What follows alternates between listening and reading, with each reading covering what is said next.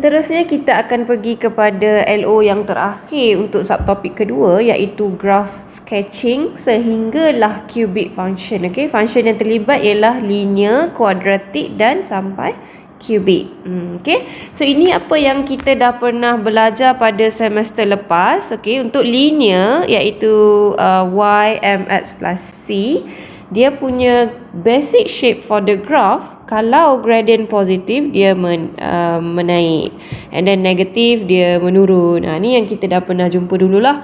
And then quadratic dia akan senyum. Kalau A dia positif ni, A ni yang depan ni coefficient of x square, dan dia akan masam kalau dia negatif, and so on. Okay, samalah dengan cubic. Ini apa yang kita dah pernah buat before this. So now, apa yang kita nak apply kat sini ialah daripada function kita dan daripada kita punya minimum maksimum, kita kena tentukan dia punya shape, dia punya basic shape untuk graph kita. Macam mana kita nak buat? Jom kita tengok.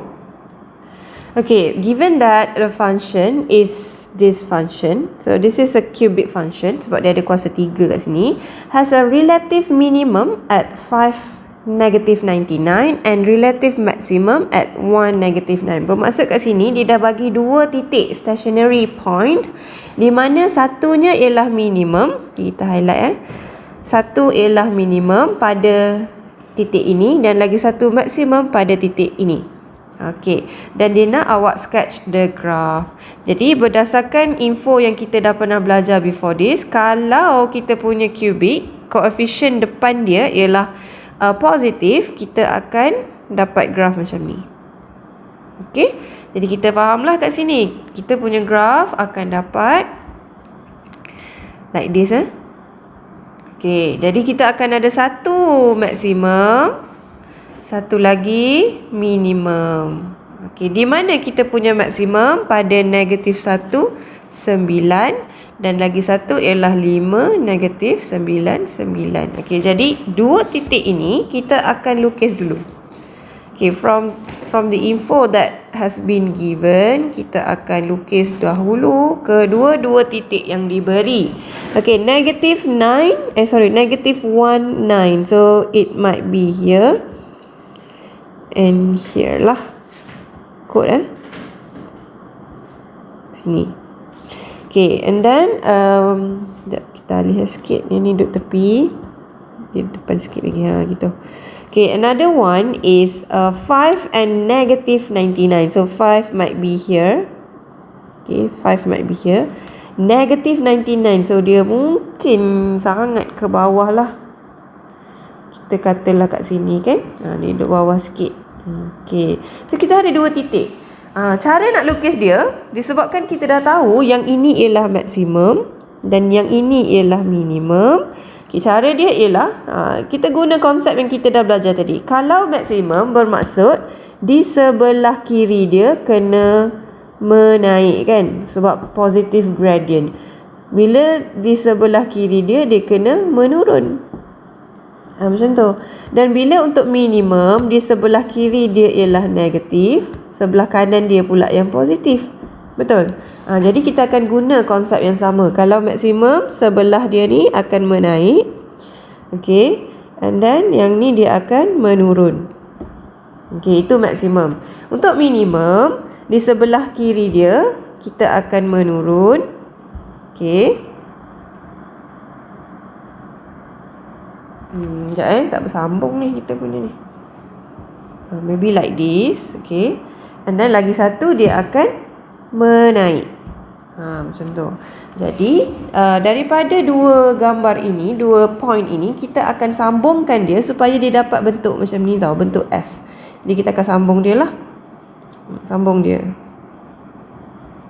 So it can be like this. Tapi tak cantik sangat lah yang saya lukis ni. So make sure awak lukis dengan cantiknya. Sekejap, kalau saya betulkan.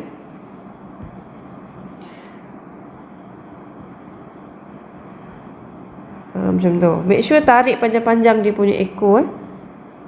Sebab ini dia boleh pergi sampai infinity. Okay. And then this is the graph that we have. Make sure dekat graph awak label your axis.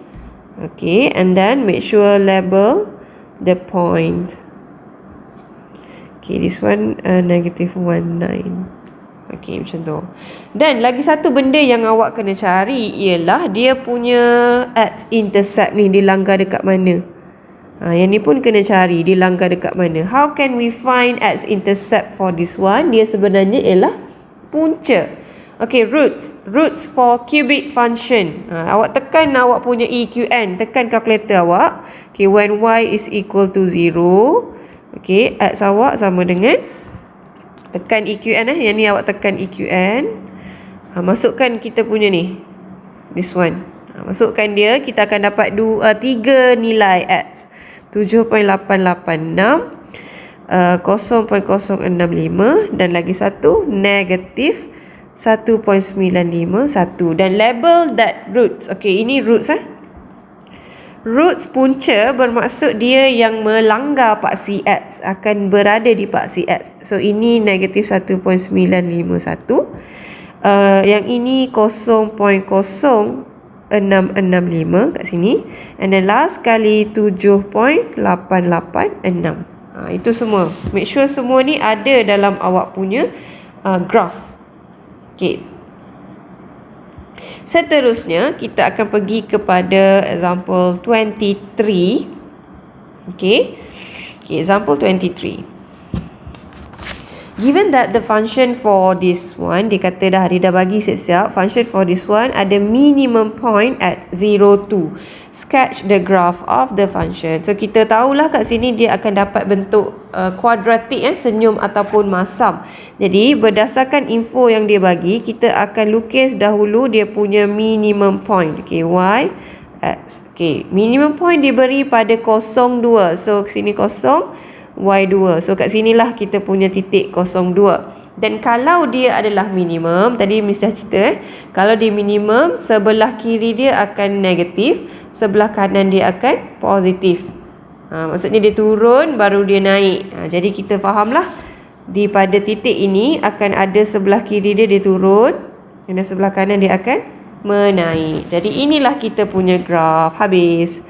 Okey, tak payah pun cari x-intercept sebab dia tak kena pun paksi x. Nampak dia tak sentuh pun paksi x. Jadi kita stop here.